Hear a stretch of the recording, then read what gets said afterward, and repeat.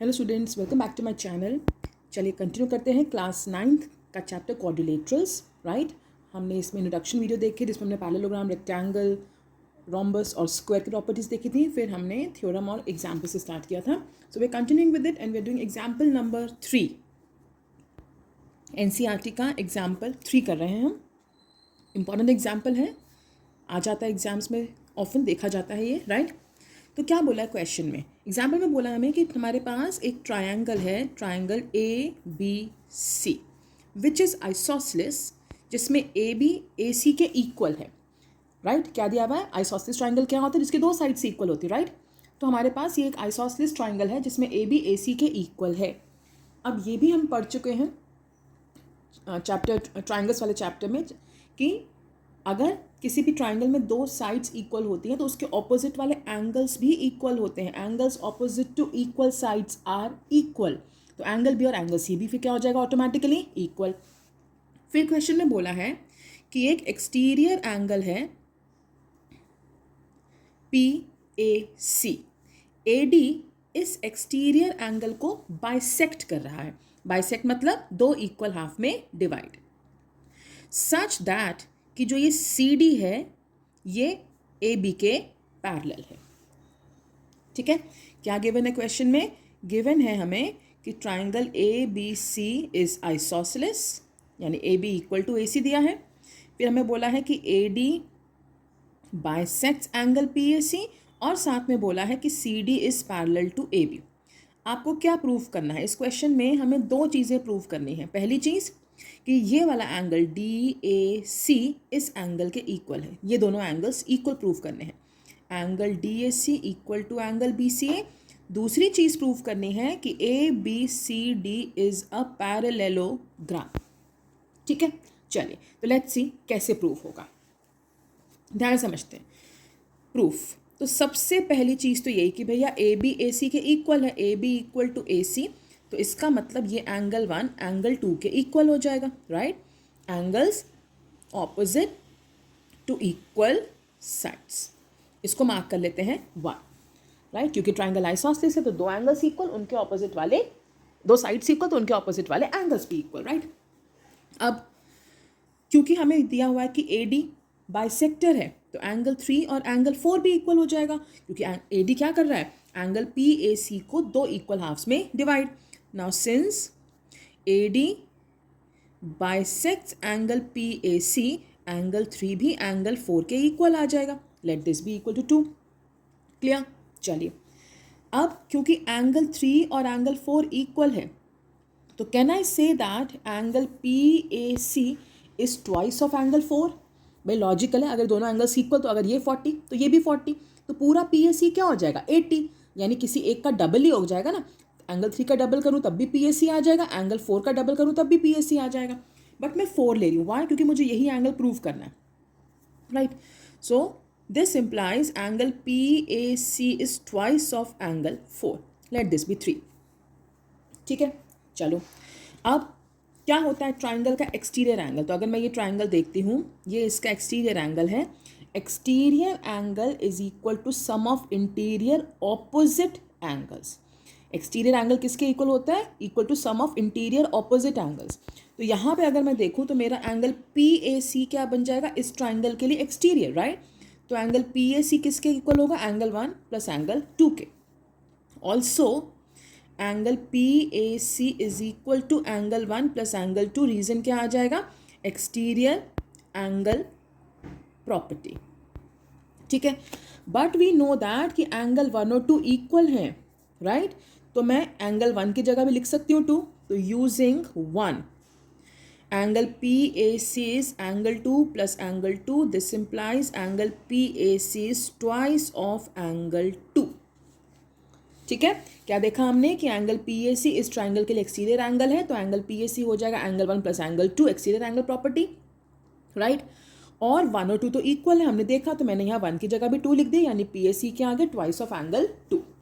Clear यहाँ तक? चलिए, now looking at 3 and 4, twice of angle 4 भी पी ए सी के इक्वल है, ट्वाइस ऑफ एंगल 2 भी पी ए सी के इक्वल है। हम यूक्लिड में पढ़ चुके हैं, things which are equal to the same thing are equal to one another.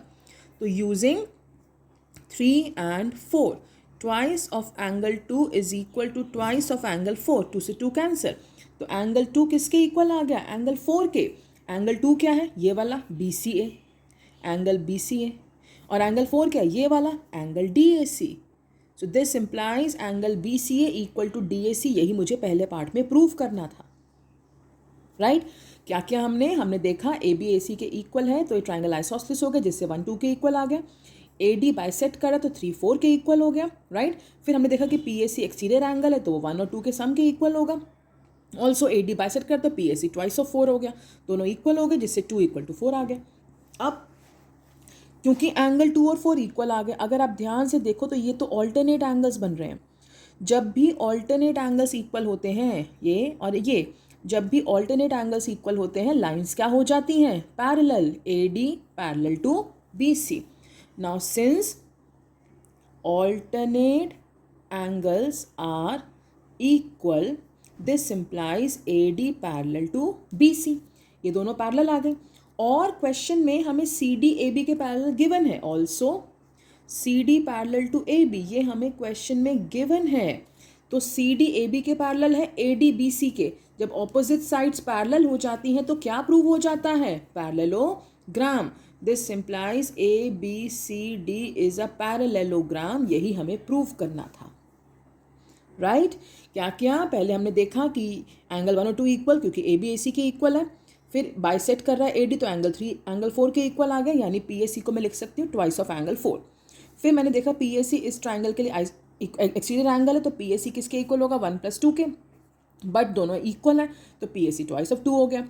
Twice of 4 भी PAC है, ट्वाइस ऑफ 2 भी PAC, दोनों आपस में इक्वल हो गए, 2 से 2 कट गया, 2 और 4 इक्वल आ गया, यानी DAC BCA के इक्वल। पहला क्वेश्चन पार्ट हो गया प्रूफ।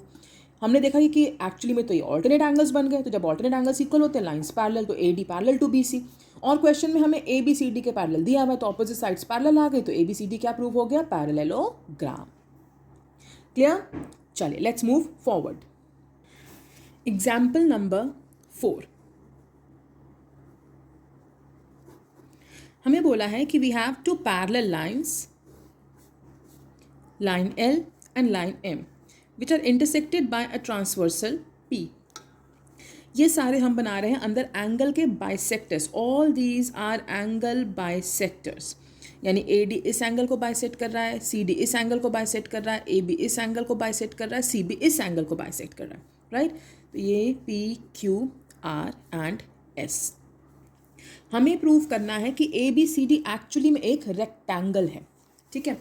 अब अगर ध्यान समझो, मेरे पास कोई भी अगर पैरेललोग्राम है, suppose I have any parallelogram, किसी भी पैरेललोग्राम में अगर मैं एक एंगल 90 प्रूव कर दूं तो क्या होगा, अगर ये 90 तो ऑपोजिट से ये भी 90, क्योंकि ये कोइंटीरियर बनते हैं, हमने पढ़ी थी प्रॉपर्टी, तो ये 90 तो कोइंटीरियर का सम 180, जिससे ये भी 90, ये 90 तो ऑपोजिट से ये भी 90।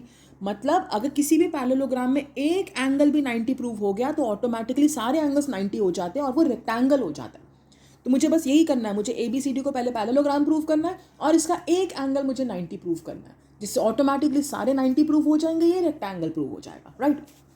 चलिए ध्यान से देखिए, क्योंकि ये दोनों लाइंस हमें पैरेलल दी हैं तो ये वाला एंगल इसके इक्वल होगा, ऑल्टरनेट एंगल, राइट। मैं गिवन नहीं लिख रही हूँ, मैं टू प्रूव नहीं लिख रही हूँ, अब वो आप अपने आप हैबिट डालेंगे लिखने की। I am directly starting with proof.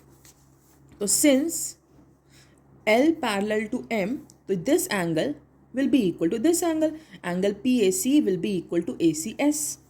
Angle PAC equal to angle ACS. Reason क्या आ जाएगा, alternate angles, क्योंकि ये lines parallel हैं तो ये दोनों बन जाएंगे alternate angles। अब अगर ये दोनों equal है तो इनका हाफ भी क्या होगा, equal, half of PAC equal to half of ACS, right? half of PAC equal to half of ACS, ठीक है जी।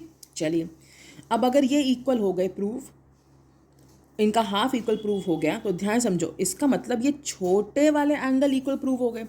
तो अगर ये छोटे वाले एंगल्स को भी देखो तो ये एक इस तरफ है, एक इस तरफ, यानी ये छोटे वाले भी एक्चुअली में क्या बन रहे हैं, ऑल्टरनेट एंगल्स। तो जब छोटे वाले ऑल्टरनेट एंगल्स इक्वल हो गए, इसका मतलब ये दोनों लाइंस भी क्या हो जाएंगी, पैरेलल, राइट। तो since alternate angles are equal, AB parallel to CD, क्या किया हमने देखा कि बड़ी वाली लाइंस पैरेलल है तो जिससे बड़े वाले ऑल्टरनेट एंगल्स इक्वल आ गए। अब क्योंकि ये बाइसेक्टर है तो उनका हाफ भी इक्वल होगा। हाफ करने से मेरे पास ये छोटे वाले ऑल्टरनेट एंगल्स इक्वल आ गए, जिससे ए बी क्या हो गया, सी डी के पैरेलल। सिमिलरली मैं कह सकती हूँ कि ए डी क्या होगा, बी सी के पैरेलल। सेम काम, ये एंगल इसके इक्वल ऑल्टरनेट तो इसका हाफ भी इक्वल हो जाएगा। सेम तरीके से similarly A D parallel to B C, तो ए बी सी डी के पैरेलल आ गया, ए डी बी सी के। तो जब ऑपोजिट साइड्स पैरेलल हो जाए तो क्या हो जाता है, पैरेललोग्राम।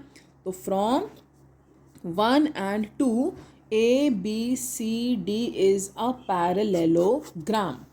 क्लियर, पैरेललोग्राम तो प्रूव हो गया। अब इसका एक एंगल 90 प्रूव करना है तो ऑटोमेटिकली सारे 90 प्रूव हो जाएंगे। अच्छा एक चीज़ और, मेरी नेमिंग थोड़ी देख लेना, एनसीईआरटी में यहाँ एस है यहाँ आर, तो डोंट गेट कंफ्यूज्ड, राइट। चलिए ना, पैरेललोग्राम प्रूव हो गया, एक एंगल 90 प्रूव करना है, बहुत ही ज़्यादा ईजी है। देखो ध्यान से, इसका और इसका सम क्या होगा, 180, because they are making a linear pair. तो angle A C Q, angle A C S, तो angle A C Q plus angle A C S will be equal to 180 because they are making a linear pair, right. तो अगर मैं इनका half लेती हूँ तो half का सम क्या हो जाएगा, 90। क्यों, अगर मान लो ये 100 था, ये 80, तो इसका हाफ क्या होगा 50, इसका हाफ क्या होगा 40, सम क्या आ गया 90। तो अगर किसी भी दो एंगल्स का सम 180 है तो उनके हाफ का सम 90 होगा। अब ए सी क्यू का हाफ क्या होगा, ए सी बी, क्योंकि बाइसेक्टर दिया हुआ है तो एंगल ए सी बी, और ए सी एस का हाफ क्या होगा, ए सी डी, तो angle A C B plus A C D क्या आ गया 90। तो एक्चुअली में अगर आप देखो तो ए सी बी और ए सी डी कौन सा एंगल बन रहा है, ये वाला एंगल, पैरेललोग्राम का angle. A C B plus A C D क्या बन रहा है, this implies angle B C D 90 आ गया। तो since one angle is 90 degree, this implies all angles will be 90 degree. तो किसी भी पैरेललोग्राम में एक एंगल 90 हो गए तो बाकी भी 90 होते हैं। Therefore A B C D is a rectangle। Clear. तो पहले हमने पैरेललोग्राम प्रूव किया, पैरेललोग्राम का एक एंगल में 90 आ गए तो बाकी भी 90 हो जाते हैं, इसलिए क्या प्रूव हो गया, रेक्टेंगल। चलिए इसको यहीं तक रखते हैं, you revise it, send me your doubts in the comment section and then will continue in the next video. Take care all of you, bye bye.